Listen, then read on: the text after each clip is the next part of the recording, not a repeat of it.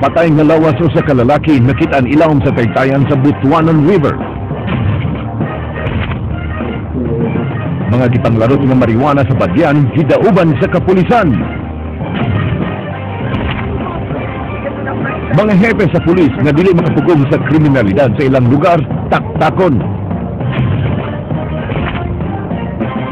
Nanira na ang tulog ka recruitment agency sa Sugbo, human gi-cancel ang ilang mga lisensya pag-recruit og mga trabahador.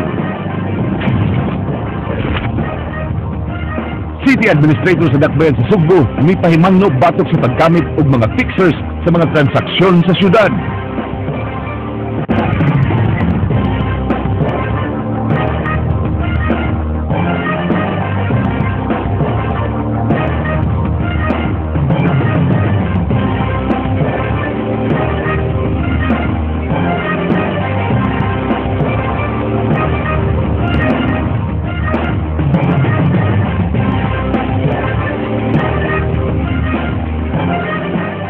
Mayo nga pong Sugbo Kabisayan, ada ang labing labas ka mga balita nga atod kaninyo sa kinatibuk ang pwersa sa Aksyon Bisaya. Ako si Frank Malilungsid. Ihatod na mo ang mga nagunang impormasyon. Ako si Georgia Herrera.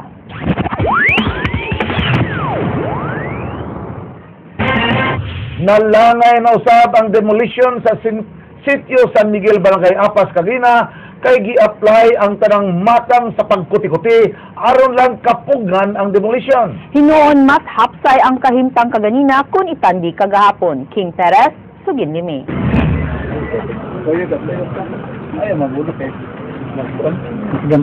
Mas hapsay ang kahimtang karon sa sitio San Miguel, Barangay Apas kung itandi kagahapon.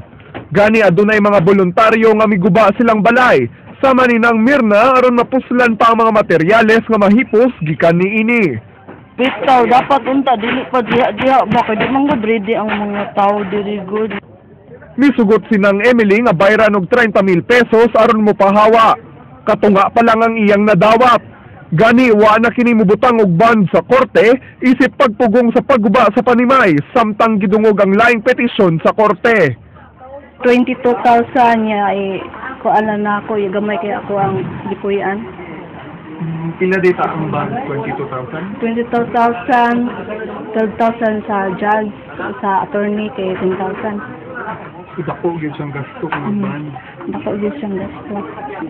Apan gipugna ng pagdemolish sa iyang balay sa usa sa mga sakop sa City Hall. Ito mga illegal nila na nangawat kahapon, ano ba? Hindi bawal ang minor sa mga Hindi lang mo voluntary na lang likuan sir.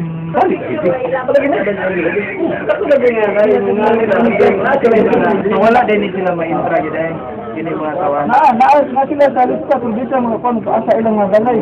Sila mo kon nga ano ang balay dito mo kon sa lista kung dito asa ilang balay. Kung lang gitragaan ang tanan. Napatgang na usab ang demolisyon dihang miabot ang taga-Department of Labor and Employment. Gireklamo ang court sheriff nga mihire og minor de edad alang sa demolisyon.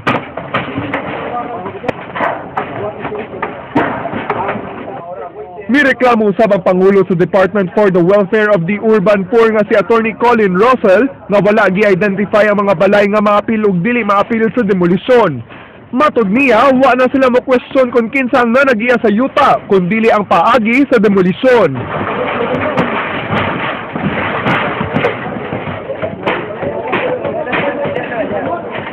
Dili na sa merits kay na naman ta sa implementation. The implementation is also governed by atong mga balaod, no? As ka rules and regulation. Nya ang atong balaod specific man kay ana. Specific kayo ana in the conduct sa to pa ang sheriff yun may mutan-aw ana look out na niya kung unsaon. Samtang ang barangay kapitan sa Apas nga si Ramil Ayuman naglaom gihapon nga iya sa Kapitolyo ang maong yuta. Iyang gipakita ang usa ka patent number gikan sa sentro niadtong tuig 2000 nga lot 947 usa sa mga Banilad Friar Land Estate nga gitugyan sa Kapitolyo niadto pang September 1936. Apan ng korte mihukom na nga iya kini sa pamilyang Suico.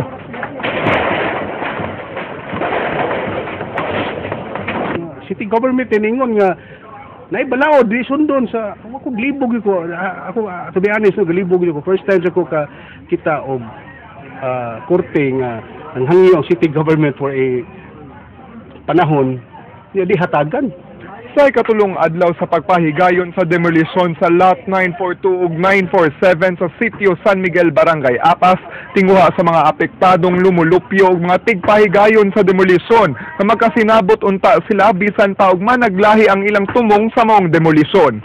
King Perez, News 5. Gi-inspection sa City Administrator ang Block 27 nga anaa sa Barangay Babulo nga maoy pabalhinan sa mga namuyo dool sa causeway. Ang setup sa mga dapit sama sa Family Rebuilding Center nga anaa sa South Road Properties. Leslie Caminado Vistil, Sugin Limi. Sama sa setup sa Family Rebuilding Center nga nasa South Road Properties ang setup unya sa pahimutangan sa mga namuyo sa Causeway daplin sa SRP. Sa pagbisita sa news team kaganina sa Block 27 nga nasa Barangay Mabulo, doon na kini water tanker, mga kasilyas ug kaliguanan. Sige pa na itong trabaho ang katong sa Block 27. In fact, nagpahakot ka itong mga yuta dito nga atong i-elevate og duty pero in kaso mag-uwan, dili basa ang ilahang kuyanan dito nga tent. O dili man, ang atong Block 27, dili na siya relocation site. Mura na siya, murag temporary lang nato nga gihatag nilang ilang kabalhinan before nato siya ibutang ito final relocation site. Dugang ni Merkado nga centralized sab ang kuryente sa lugar. Gipasalig sab sa City Administrator nga haruhay raon niya ang pagpuyo sa mga tao nga mopuyo dinhi bisan pa man og tent ang ilang pasilungan. Kita bitaw normal magud pa hinuon as tao nga if it change, something change mangita mo resist ka ba? Pero if only they give it a chance, kay doon na kana ato mga relocation site dili ba na first na sila dito doon na ba namuyo dito.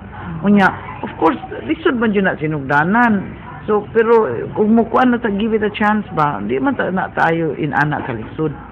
Klaruhon pa sab ni Merkado kang Mayor Michael Rama kung kanusa sila kutob nga papuyon sa Block 27. Leslie Caminado Vistil, News 5. Gipahibaw sa Philippine Overseas Employment Administration kon POEA nga tulo ka mga recruitment agencies din sa Sugbo ang di na mahimong maka-operate nunot sa pagkansilar sa ilang lisensya tungod sa kapakyas nila sa pagtuman sa mga rekisitos nga gihatag kanila.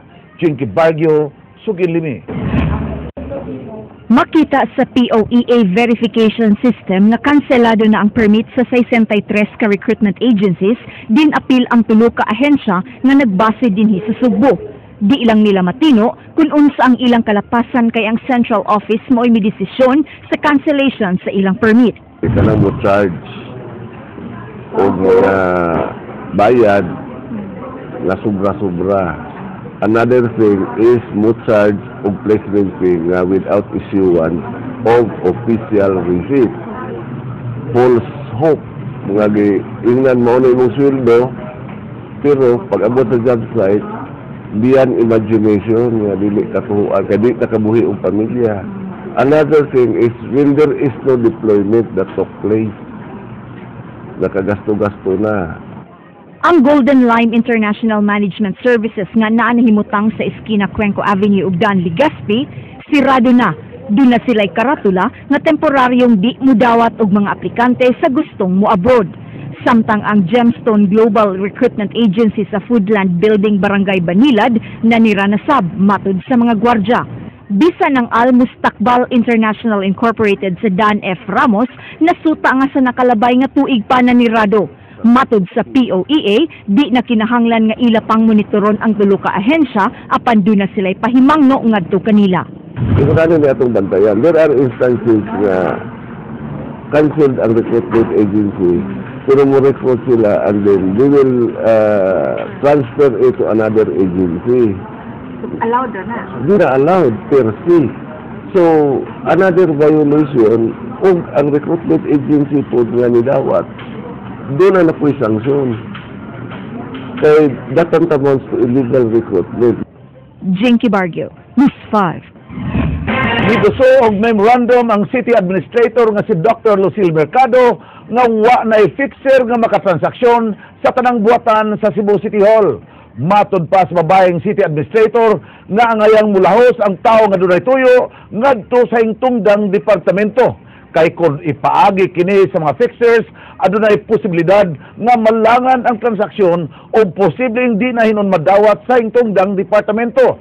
Giulagway sab ni Mercado nga mas malikaya na ang korupsyon sa maong pamaagi. So that ma-prevented ng mga idea of talakas or ano. So ang kuan po, we're seeing it now is that mapadali na nato ang process of payment. Kay i-track naman, i-monitor naman sila how long it will take na anha kadinha, let's say how long it will take na sa kamot sa requisitioning office department, how long it will take sa budget, accounting, until go ang cheque. Gihimugatan ni Cebu Archbishop Jose Palma atol sa iyang wali sa kasaulugan sa Miyerkules sa Badlis kaghapon ang tinuod nga Kristyanismo diha sa pagtabang sa labing nanginahanglan sa katilingban. Ryan Sorote, Sugilimi. Subay ang maungawhag ni Arsobispo Jose Palma sa mensahe ni Pope Francis karon nga nagsugod na ang panahon sa Kwaresma. Matud sa Arsobispo nga kinahanglan ipaabot ang gugma sa Ginoo pinagi sa pagtabang sa uban. Apan giangko ni Palma nga bisan ang gobyerno nagkuwang pa sa pagtubag sa tanang panginahanglan sa mga kabus.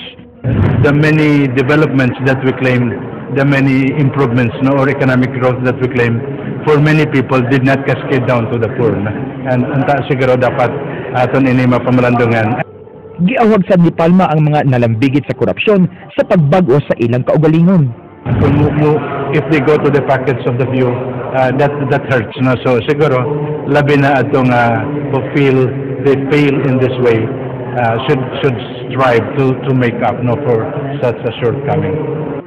Dugang niini nga kinahanglan gawas nun ang tananggikan sa material, moral o spiritual poverty aron makabot ang timid-anay nga paghinulsol.